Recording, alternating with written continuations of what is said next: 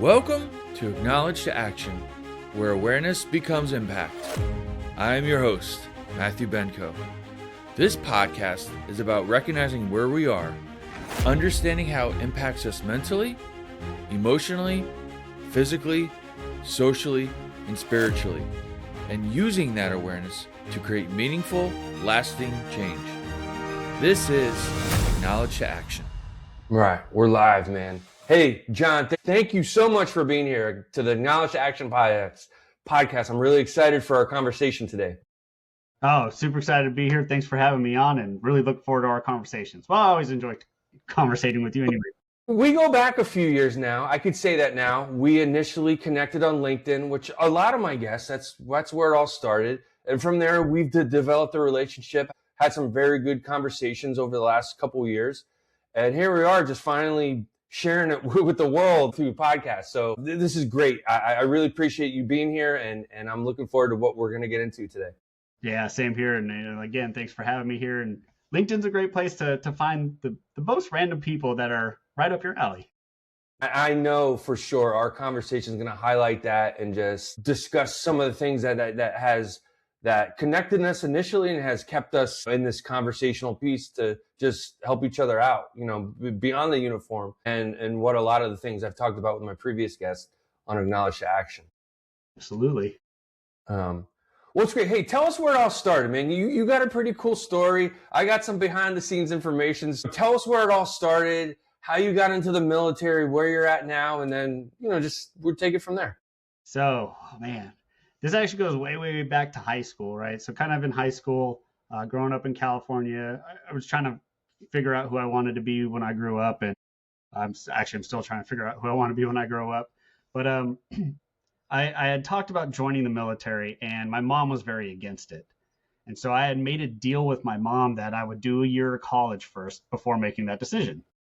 And so I made that deal with my mom, and then 9/11 happened. So I said, all right, Mom, sorry, deal's off, I'm joining. And funny story is I was actually joining to be a Marine, and it started there. And due to we'll just say a disagreement with my Marine recruiter after I did the ASVAB, I walked out of their office one day, and I think they're still, all the military branches recruiting offices are usually right next door to each other.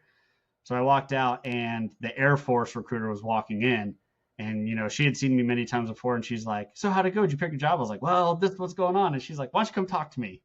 So oh boy, I can imagine all the Marines are rolling their eyes right now. Yeah. So I ended up just talking to her, kind of just like, well, this is what's going on here. This is what I want to do. She's like, well, the path you want to go in the Air Force, we can't really do because you're not done with college yet. However, we could send you on this route and bring you in on the enlisted side. You can finish school and then switch to officer and do the other things.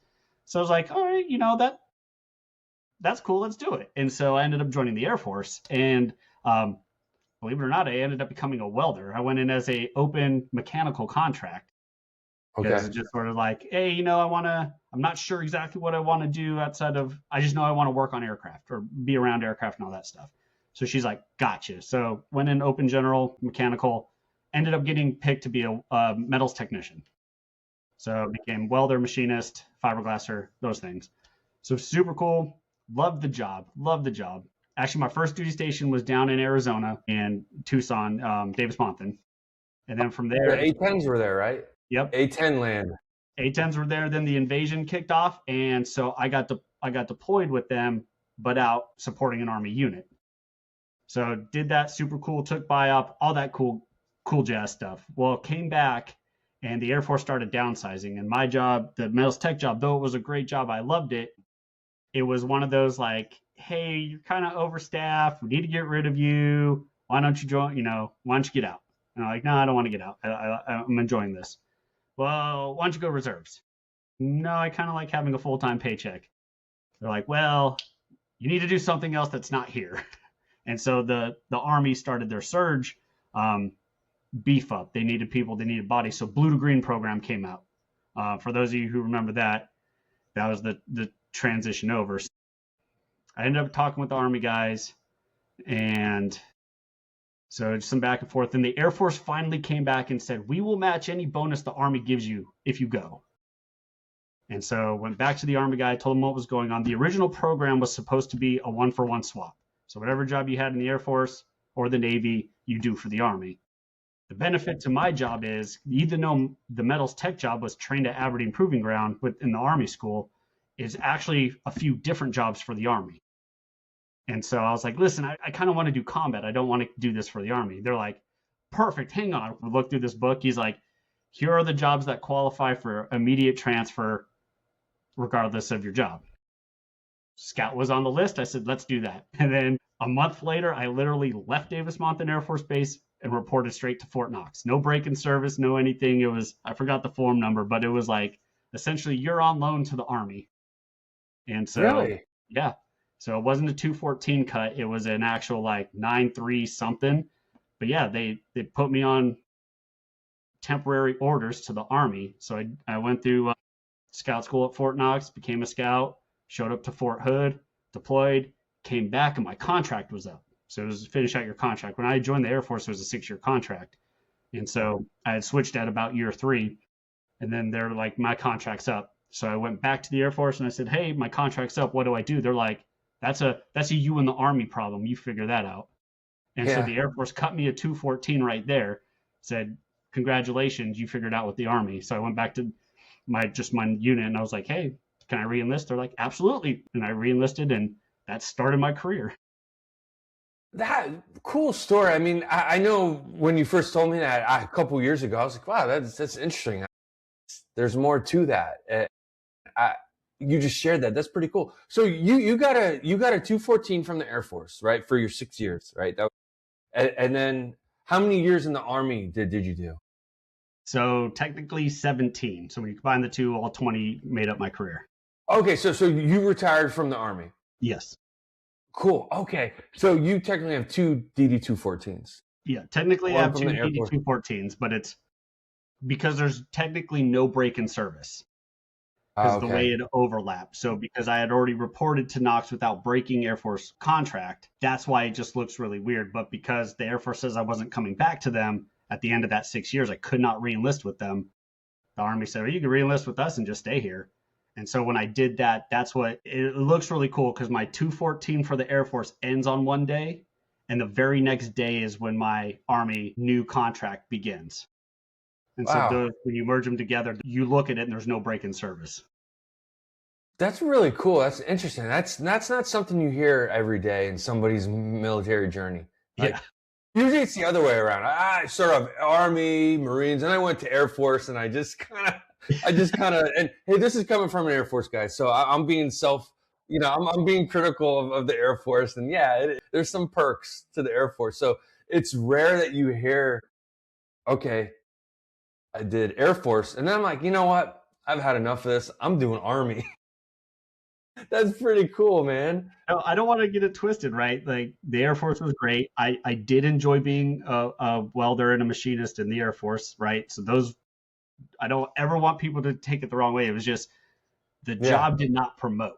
And I was young, and the war just kicked off, right? I wasn't even 21 yet, but when I made that decision. So that's how fast it all went.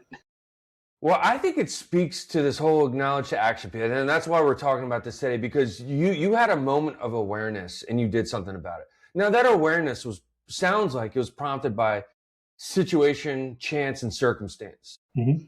And you leaned into it, and you found this unique, it may not be, I don't know if rare is the proper word, but this unique opportunity for you to be aware and eventually take action about it. So that's what's really cool.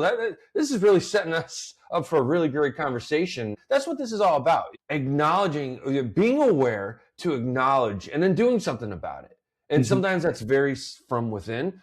Sometimes that is externally. Like, we need those external variables to take us to that next level. And that's how I'm processing it.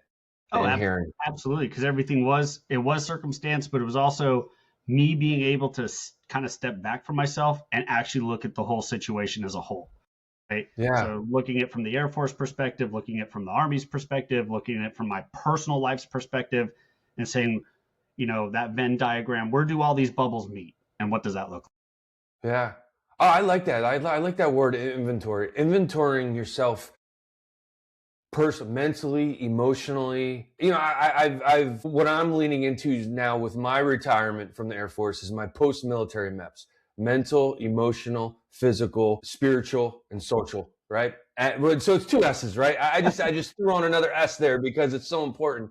But really inventorying that on a regular basis, and it's overwhelming but necessary. It's easier to do that when we're in progress with our career to a certain extent, because we have access to, it's almost a good overwhelming access. Like this Air Force world, AFSC is downsizing, but this MOS in another branch of service needs you, vice versa.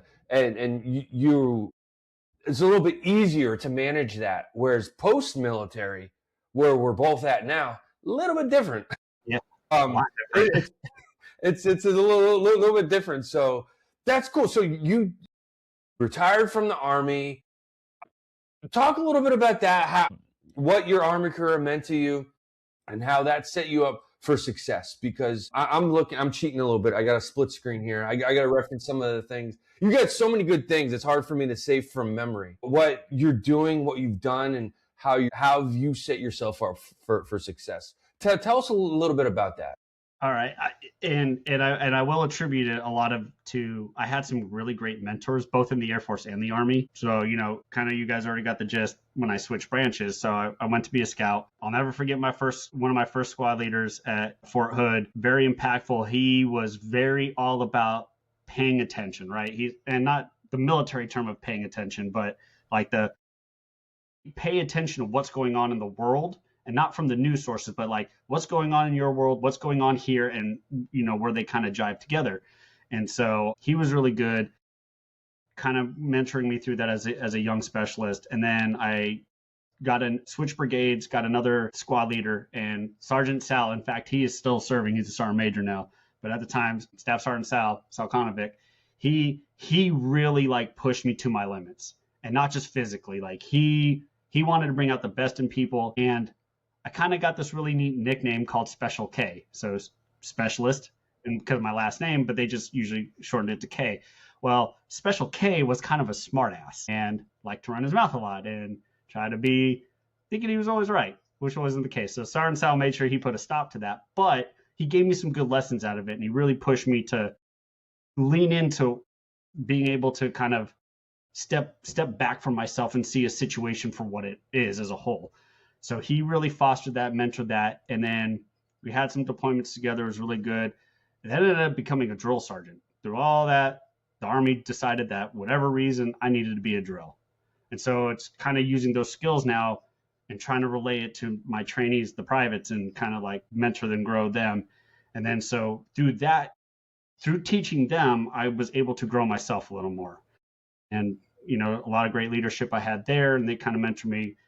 Well, I ended up getting some great opportunities. From there, I went to Bragg, part of the Airborne, which was unheard of at the time because I didn't get airborne wings until late in my career. And it was a target of opportunity. While I was at Fort Benning as a drill, we had a cycle break, and I walked on to airborne school. And so first started there.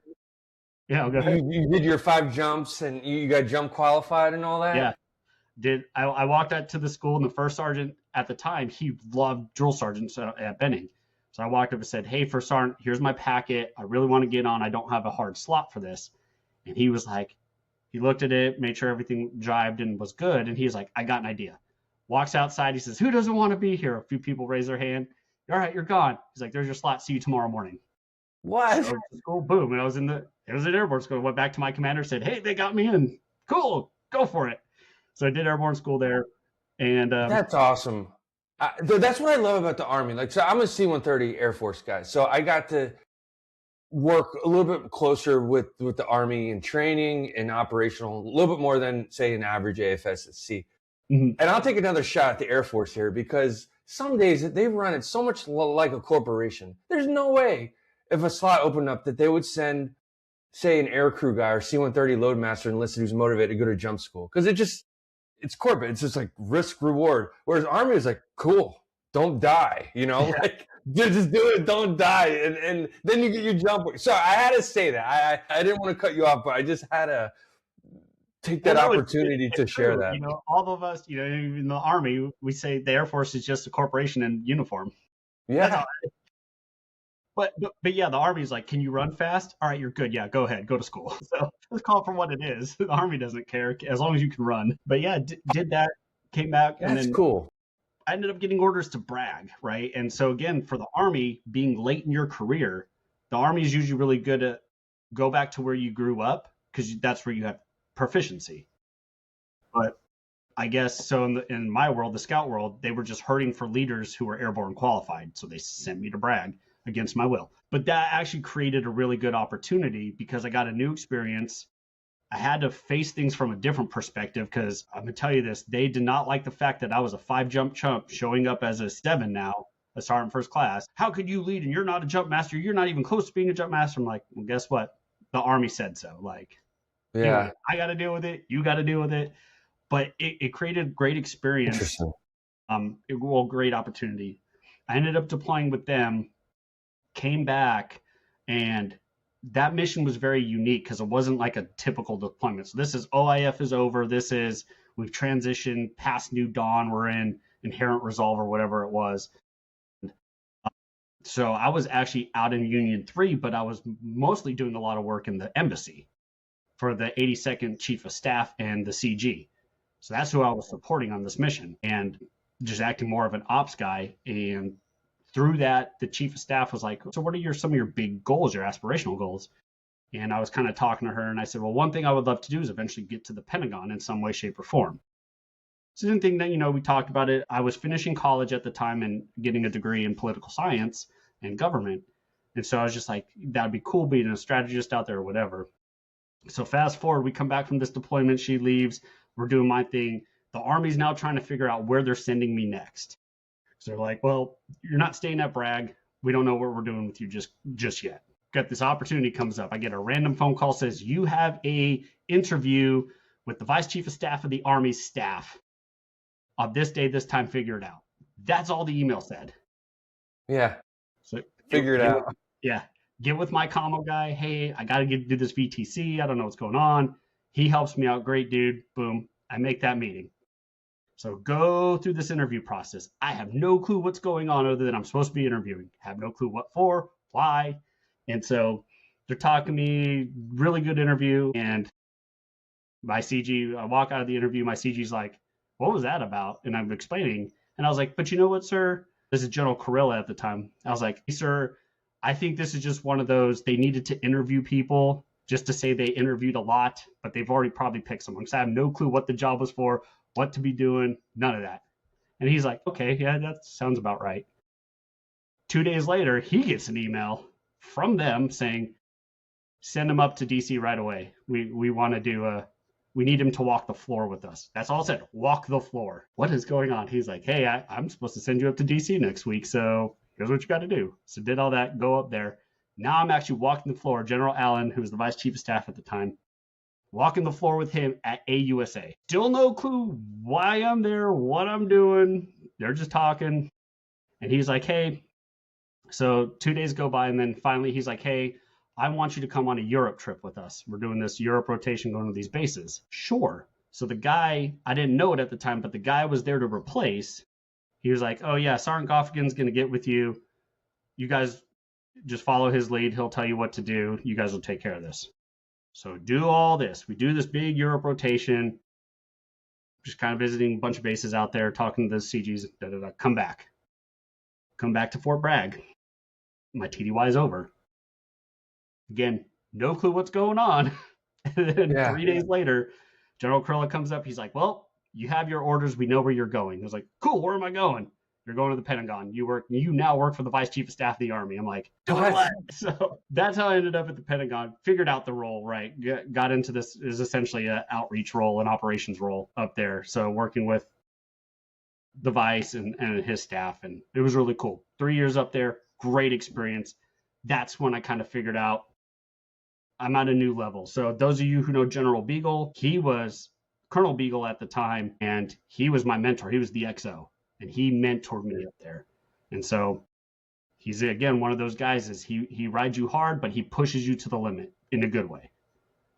That's where all that experience comes from. And that's where the new mindset came from. And then eventually I finished up there, went back to the regular Army to be a first sergeant, and that's where I closed out my career. That's cool. So you went from the Pentagon. What was your last? What was your? Fort Benning was my last duty station as a first. Yep. That is really cool. I what an experience. What a journey. I mean, it really speaks to you leaning into your awareness. Like you had a sense of things. You had some good mentors along the way, and you had access to some opportunity, which, I mean, just from the way you're describing it and the way I'm listening, it's like it went as good as it could go. You know, you turn challenging into a tangible quality, like a strength, and it made you more resilient. And like I like how you went back, because how you said, oh, I'm a 5 jump chump, because you need your 5 jumps to get your jump qualification. Yeah, you weren't even a jump master, you weren't even a safety, you were like, okay, and here you are in this, but you turn that into an opportunity to become better and put you on a track to where you had those incredible experiences. That's cool. It's great hearing stuff like that. I mean, I had to live it. Yeah. No, I think sometimes it's important. I say this now as an individual who had his own set of situation circumstances, 22 years of service, and it's reflecting and giving yourself a nod, like, man, like I figured it out, along the way. And some experiences were a punch in the gut and it sucked. Other days where you felt you were on top of the world, right? Mm-hmm. And just that's so for me. And when I hear stories like this, and we're jumping to all that you're doing now, but really take an inventory of that, to meet yourself where you're at, and to inventory, going back to what you said, John, inventory the mental, emotional, physical, spiritual, and social components of where you're at. And that comes from experience, our prior experiences, to where we are now, to where we want to go. Mm-hmm. That's how I'm. Granted, we got a little bit of a history with one another, so it's easier to kind of process that with you now. But I love hearing those stories and sharing that, because whoever's listening to this, they could take it and apply it to their situation, mm-hmm. and put some tools in their toolboxes to make things a little more manageable. Yeah. I mean, if I had to give a piece of advice about it, it's roll with it. Don't be so afraid that you miss the opportunity because you don't see it. So it's like, and I leaned in heavily on that when I went to the Pentagon, is for a good long while, I had no clue what was going on or why. It's just, I was rolling with it, right? Again, good soldier, you just follow orders, do what you're told, and kind of figure it out along the way. But part of it was like, well, there's a reason for this. Like, there's something going on, because they don't just randomly pick some dude they've never met to come up here to walk this floor with the number 2 general of the Army. Like, there's something behind the scenes I just don't know yet. Yeah. And so I don't want to say trust the process, but you trust the process enough to go with it.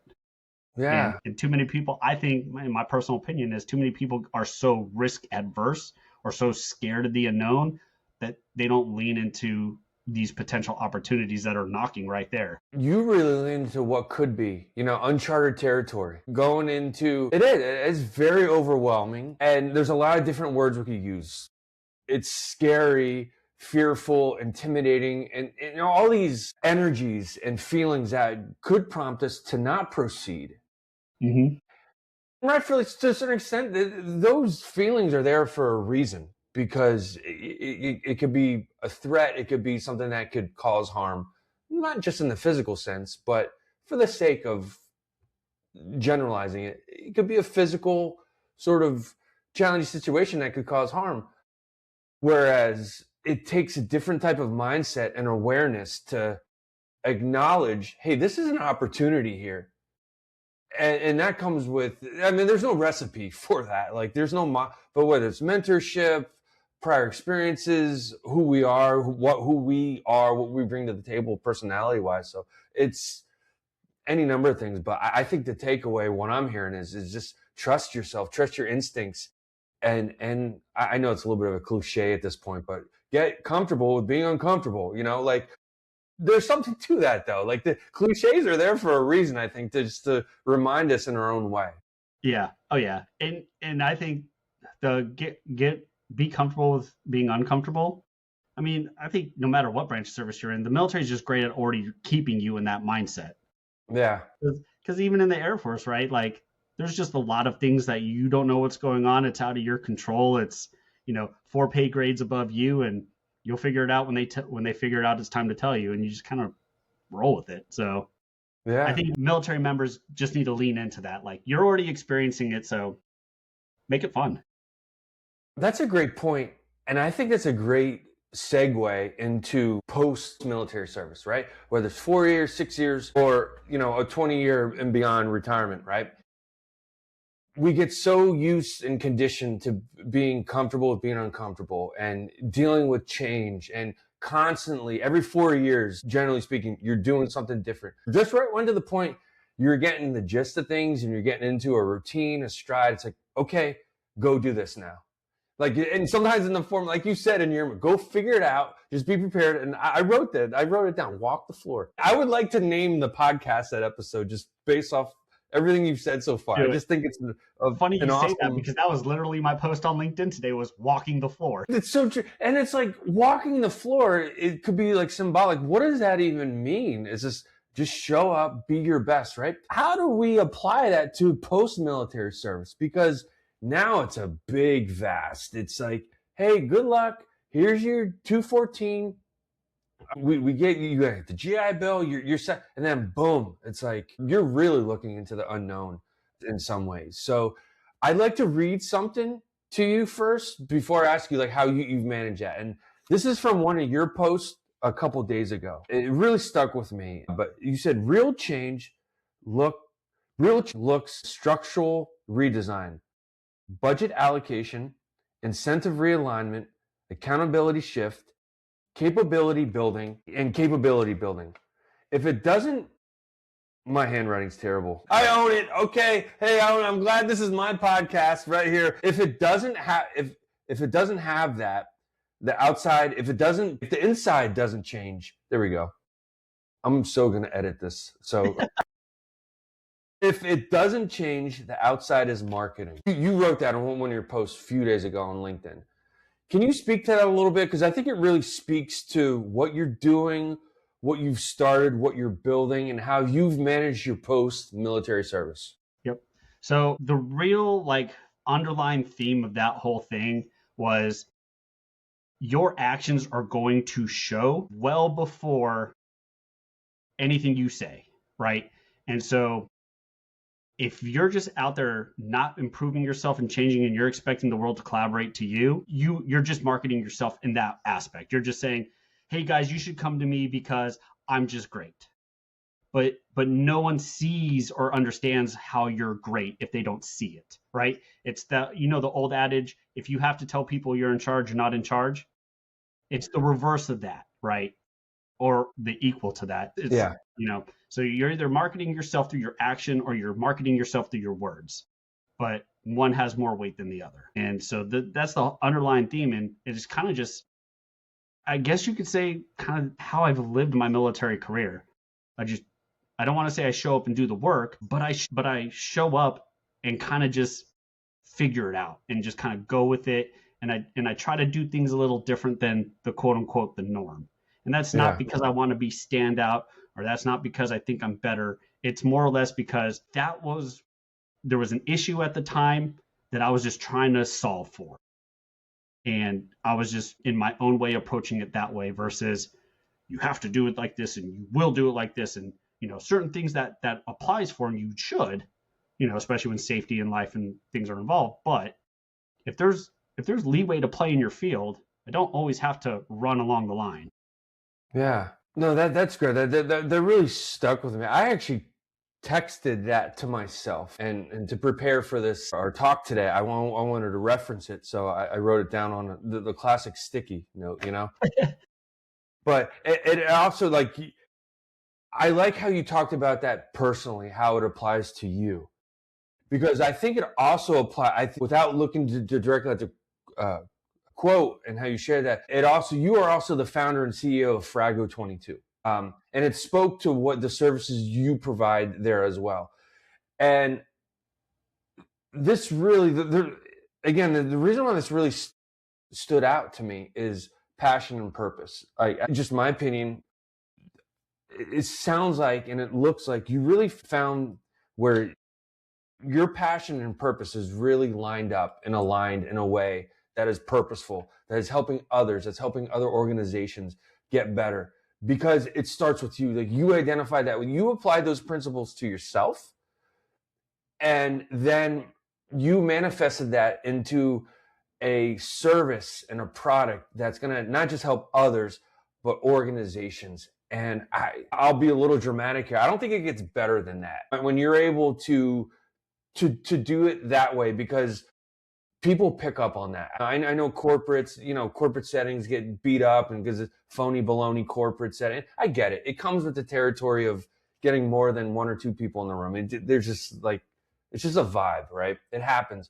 But when you have that passion and purpose and you're bringing that to the table, you're adding energy and energy into that organization that they need, and there's a reason why they're reaching out. So can you talk about that, with Frago 22, how you came to be with that and what you're doing with that, and how it's helped you with your post-military service?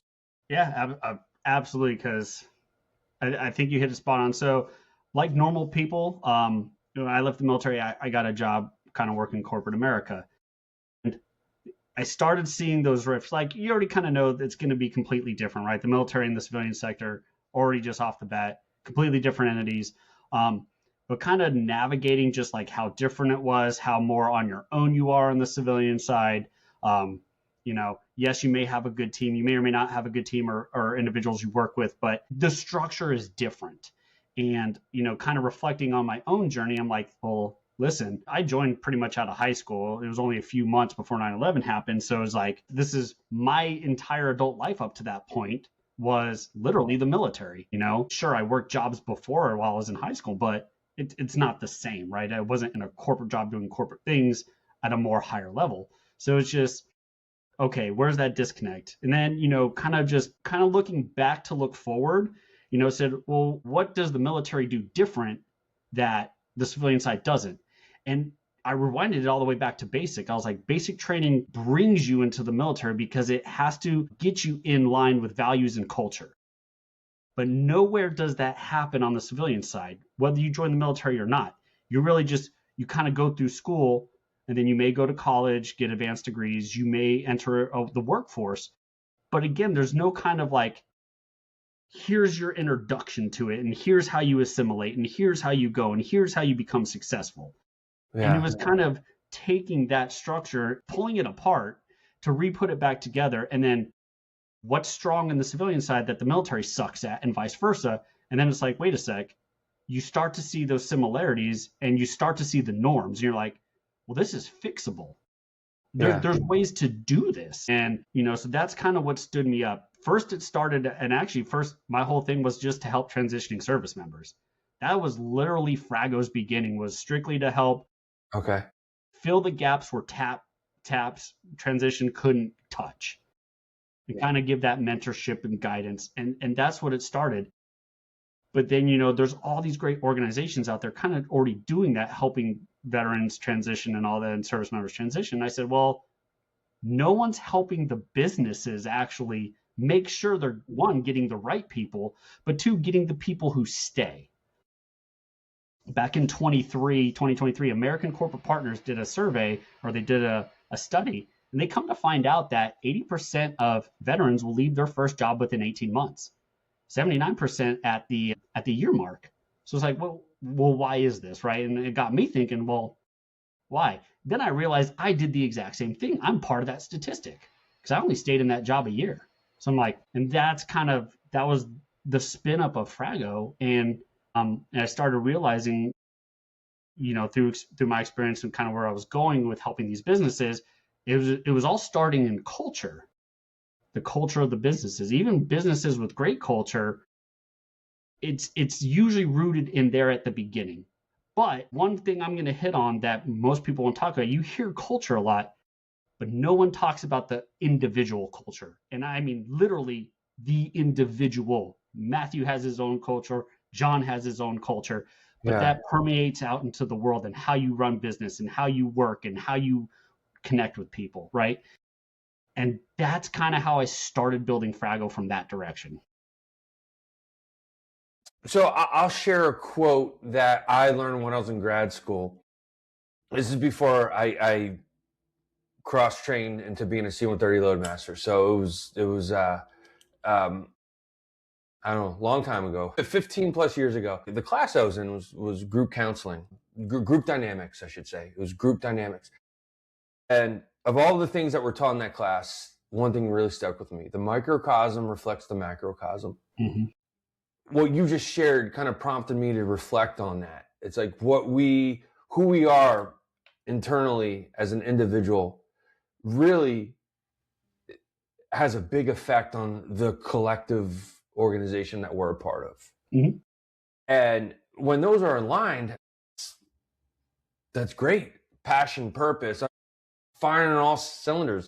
But that's not always the case. And we got to recalibrate. You got to bring external resources to kind of highlight those things and kind of, hey, get rid of the old tools, replace them with these tools. Or, hey, these tools are fine. You just got to use them a little bit better, like to get more productivity out of them. And it starts with the individual. That's great. Talk about some of the work that you've been doing. It's great that's really cool to hear you start off like, hey, I'm going to help with transitioning service members. And I also want to say how insightful and how aware you are with, hey, I was part of that that statistic. 79, 80%, I am too.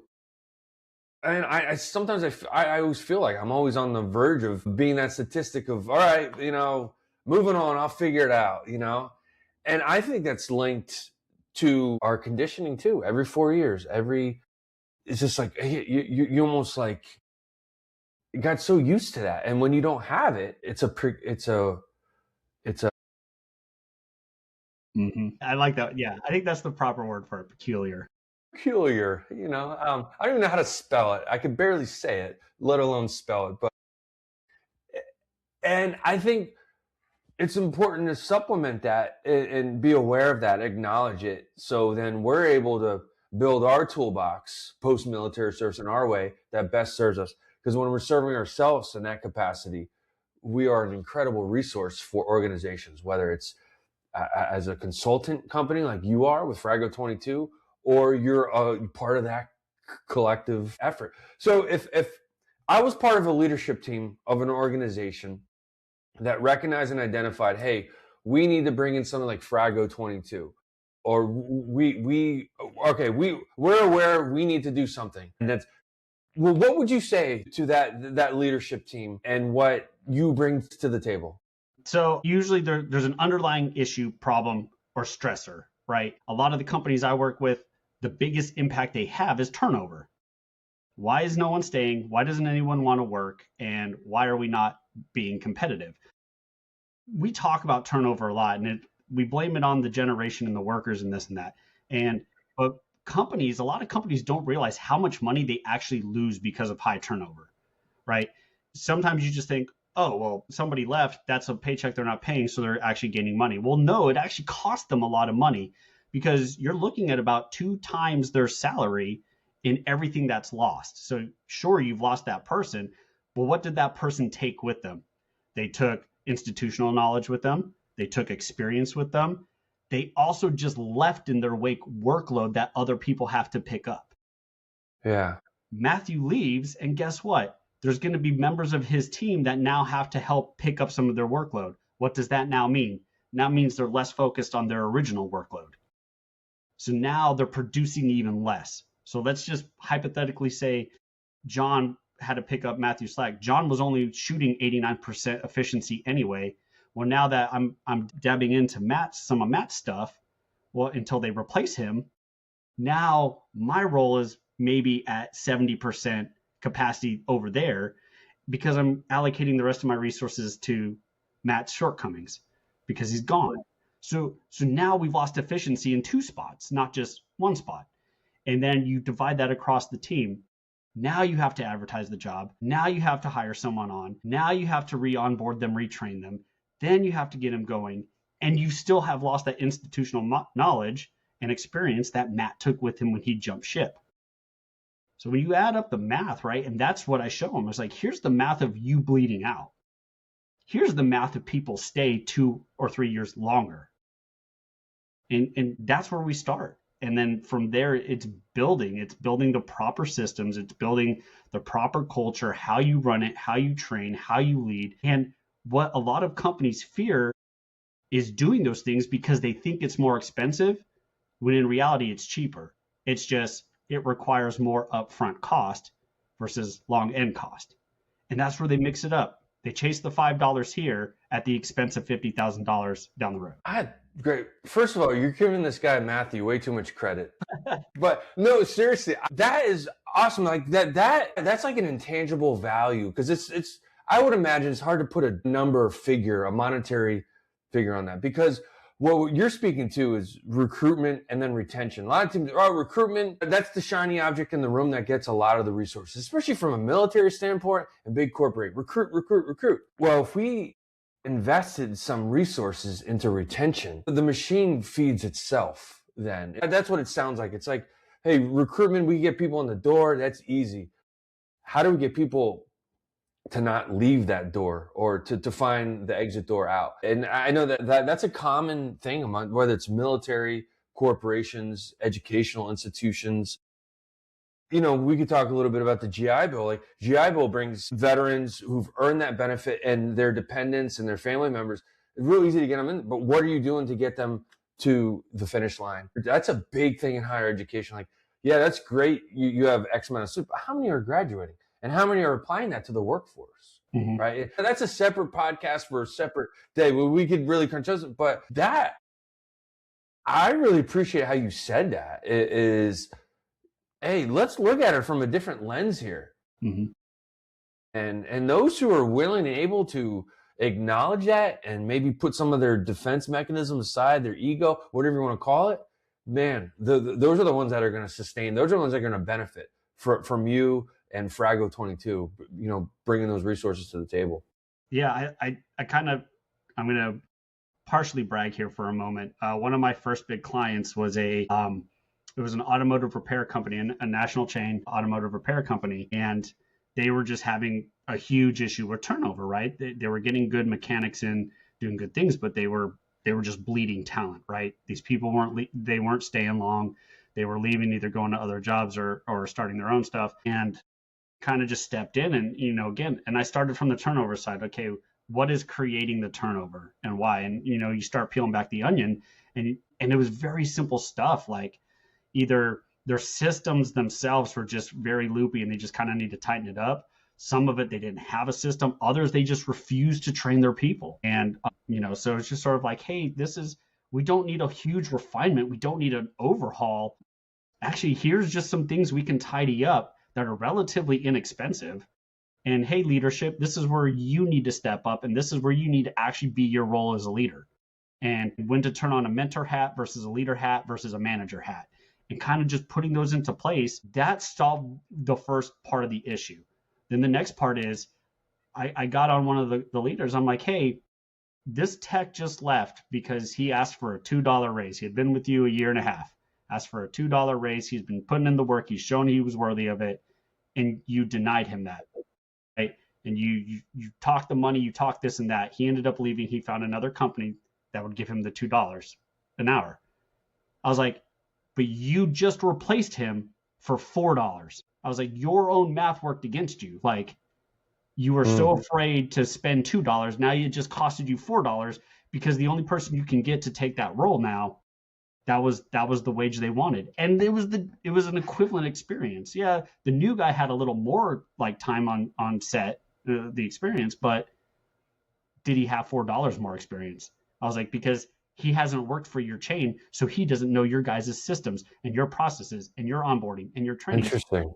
Now we're building it back into, here are all those additional costs that are just not up front. Like, they're those hidden fees, you know, on your cell phone bill. That's why I love these conversations, because it's I get to reflect on some of my experiences and kind of hopefully, apply them accordingly in our conversation. But, on the tail end of my military career, when I was responsible for the section I was managing, when you're in those positions, you become that person that used to make fun. I believe some of the most best endearing things when you make fun of your section chief and your first sergeants in a good, respectful way. So I used to love walking in with people like, I wonder what Sergeant Benko would say. And then so my point is access and accountability. I would always say it comes down a leader, manager, whatever you want to call it, access and accountability. What access did I give that person to be the best person that they are? And then I could hold myself accountable. Then accountability becomes easy, in my opinion. The hard part, the heavy lift, is the access. Take an inventory of what are you doing to furthering development, and then because to me, that's something I learned. And I'm like, I could have those tough conversations with my accountability because we get, A, B, and C were presented to you. And now we have to address X, Y, and Z. And that goal was always to access so you could hold somebody accountable in the best way possible. Accountability sometimes has like a negative, I'm going to hold you accountable. Like, no, I want to hold you accountable and you get a commendation medal or, an achievement medal, or you're going on this TDY. We're going to send you to the Pentagon because it's, that sort of thing. You're giving them access to be their best version of themselves. And from what we talked about today here, John, that's the beauty. And what you're doing now is you reflect on, hey, what were some of the resources that made me better? And a lot of that was internal. A lot of that was just introspection and just instinct. But then you leveled up and said, okay, I acknowledge that. And I'm going to welcome mentorship. I'm going to be challenged in a way. Going back to, you said he's a sergeant major now. He made you a better version of yourself, making good. I reflect on it's like, hey, when you find somebody who challenges you to make your good better and you become a stronger, more resilient version of yourself, dude, that jackpot, that is like jackpot. So yeah, I can go on and on, man. I just want you to put the icing on the cake here because you've shared a lot of great stuff today. And what I like to do, I know we talked about this before we hit record, I'm incorporating more of the acknowledge to action is the baseline of this podcast, right? But I've been really leaning into this awareness piece a lot lately. And I'm trying to find a way to just kind of incorporate that and roll that into the regular message. So what you shared today was a great piece on awareness, acknowledge, and all that's required for an individual and what you did to take action in a very proactive, this is going to make me better way. What advice do you have for somebody, regardless of where they're at in life, whether it's military, high school, all walks of life? Somebody who is, what advice do you have for somebody to help them lean into their awareness piece, for them to acknowledge, to help them take action in a way that's best fit for them? So one of my favorite pieces of advice to give is if you're afraid to do something, that's the best time to do something. But the best way to approach it is don't approach it from how you would do it. Approach it from how your enemy would do it. Someone you dislike. Think of someone you despise. We all have that one person or two people or people we know in our lives that we're just like, man, that person just irks me. And sometimes you know why, sometimes you don't know why. There's somebody gets, what would they do? Why would they do that? And why is it different than why I would do it? And then try it their way. I know that sounds crazy. Why would I do that? Because sometimes they have a better perspective that can actually teach you something better about you and refine your system. We all know the adage, right? Insanity's doing the same thing over and over and expecting different results. This one actually, when you're not afraid to just jump into something or do it from a different way, like a way that you wouldn't normally do it, you actually see some other loose ends that you then figure out how to tighten up and change your own mindset, your own vision, right? You kind of remove those blinders and you're able to start seeing opportunities differently or as they arise. Sometimes you just miss opportunities because you're like this. Yeah. And you're like, I'm so stuck on the straight and narrow. And that was like one of my qualms with the military. In my whole career was the military was so rigid in this, like, you have to do it this way and you have to do this and you have to do that. And those, like in the 82nd, those who knew me, I was the first one to be like, well, the airborne's obsolete. and they're like, blasphemy, blasphemy, right? And story for a different day. But it's That took kind of some guts to say that. yeah. But it landed me a spot for one class at the War College, which was really cool. Again, story for a different day. But Yeah. being able to approach that and kind of reflect on it, and don't be afraid. Don't be afraid to just do it. And the other thing is, if you say you don't have time, it's because you're not taking accountability of yourself and prioritizing you, or you're prioritizing your wrong self. Because there's nothing that irks me more than someone saying, I don't have time to do something, but then we'll talk about how they binged watched a show or finished this series or saw this movie. And I'm not saying don't do those things, but if you could binge watch a show, you could dedicate 30 minutes to something else. You could still watch your show. Why don't you allocate some of that time for something else? And I lived that. Like, I hated my soldiers saying, I don't have time for college. I got my bachelor's degree while I was a drill sergeant. I got my master's degree in the agent. So don't tell me you don't have time. You just prioritized your time the wrong way. Take accountability of yourself and just do it. Man, you nailed it. Accountability. Because what I wrote down when you were talking, I was like, they have the same access to the same 24 hours in a day that you do. Right? And it's like, I think that's great. Like, my takeaway from that advice is challenge yourself to do things different in a way that, like you said, you look upon somebody as a foe, or somebody like, well, let's just put it out there, like you're a little bit jealous of, or like, hey, why are they successful, right? Yeah, you know, it's like, well, why don't you try one of their get uncomfortable, like wake up a little bit earlier, or do something different that allows you to access things in a different way. Mm-hmm. So, because I what I wrote down is like, man, challenging yourself, like that advice you gave is challenging yourself sets you up to challenge others in a respectful, honest, purposeful way. And that's what I'm hearing. That's what I process with our conversation today. Take care of yourself, you take care of others. There's nothing selfish about that. You know, you do that. You make yourself better, you make others better. And your story portrays that in a very incredible, amazing way. So, John, thank you for sharing that today. You know, I pulling back the layers, sharing that. I know I'm more motivated as a human being now with hearing what you're saying. I'm very thankful to be connected with you. I look forward to staying connected with you and collaborate with you on a personal level and on a veteran level, and everything we've shared today. No, I thank you. And I do want to end with one little thing about accountability, right? Accountability starts internally. If you are afraid to tell yourself the truth and hold yourself accountable to something, that means you inherently, deep down inside, know you did something wrong. Right? And it could be minuscule, right? But if deep down inside you find an excuse to your behaviors and you're not holding yourself accountable for what you did or did not do, just because internally you know you did something wrong. And that's, if you approach it that way, that builds out to your organization, that builds out to your business, your own journey, and how you impact those around you. That's great too. That's what leads to a toxic culture and so many other things. So really, that's great. Acknowledging that, disciplining yourself. It starts with us. It really does. Well, this has been great.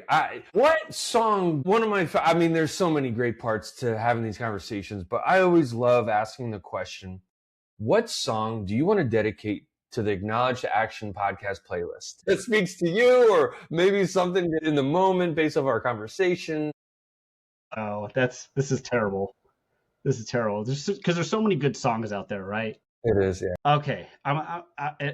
There's a song that actually does motivate me, a current song that kind of motivates me right now. And you're going to laugh. Well, some people might laugh, but it's from a group called Baby Metal. And those who don't know Baby Metal, they are a female Japanese metal band. And they did this really good collaboration with a German group called Electric Callboy. And the song is called Ratatata. R-A-T-A. I think Google's going to help me with that one. Find that one.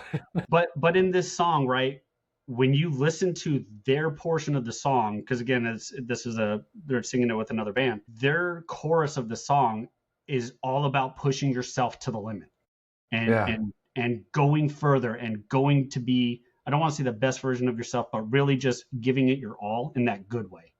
So that song actually is one of my favorite gym songs because it gets me pumped. Yeah. That one.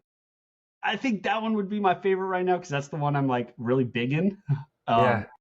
And if you want a silly song to add that would come out of the woodwork, Cry to the Blind did a cover of Miley Cyrus's Wrecking Ball.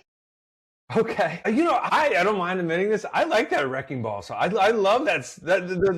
The lyrics are good. But so who did the cover to it? Who was it? Cry to the Blind. Cry to the Blind. Yep. So they did a cover of that song, and they crushed it in a good way. And so Wrecking Ball. I think it's great lyrics. That's what I love about music. Music is only, it serves one purpose. It's just music. There's really no arguably like agenda or sidebar. It's like, no, it's just, music is powerful, man. That's why I love adding to it. I love listening to the songs because now I'm going to listen to those songs and it's going to have an additional meaning to it. Yeah. And value to it. I'm like, oh, hey. Start with Ratchet because that one, I mean, even the Electric Callboy portion of the song is really good because one of their lyrics is "My body is a weapon," and so when you kind of think about it and what the whole message conveys, it's like, hell yeah. That's awesome, man. Well, hey John, what's the best way to I know on LinkedIn you're pretty active. Well, what are some other ways people can get in contact with you? Best way is LinkedIn, honestly. That's where I'm most active. I post on Instagram. That goes to my Facebook, but I'm not super active on those platforms. I'm non-existent on X because X doesn't like me because I won't pay for the subscription. Definitely LinkedIn or my website, frago22.com. You find there's if you're a business or a veteran, there's a intake form you can fill out. Go to my email. Okay. Or john@frago.com. That's my cool. I'll get all those links on the YouTube channel and on the website. So this has been great, John. Thank you so much for this, man. This is overdue to have this conversation like this. So I appreciate you, man. I appreciate what you shared today, the inspiration you gave me, and some 2 cool songs I get to listen to later. I'm gonna ask you how you like them. So that's great, man. Hey, man, I appreciate you, man. No, Matt, I appreciate you. Thanks for having me on the show. And, hopefully we motivate and inspire someone to just take that step and go for it. That's what this is access for accountability, man. Maybe I'll rename the podcast to Access and Accountability because it's really just accessing that we need it. So this is now an added access point for those. Heck yeah. To better themselves. So thank you, man. Take care.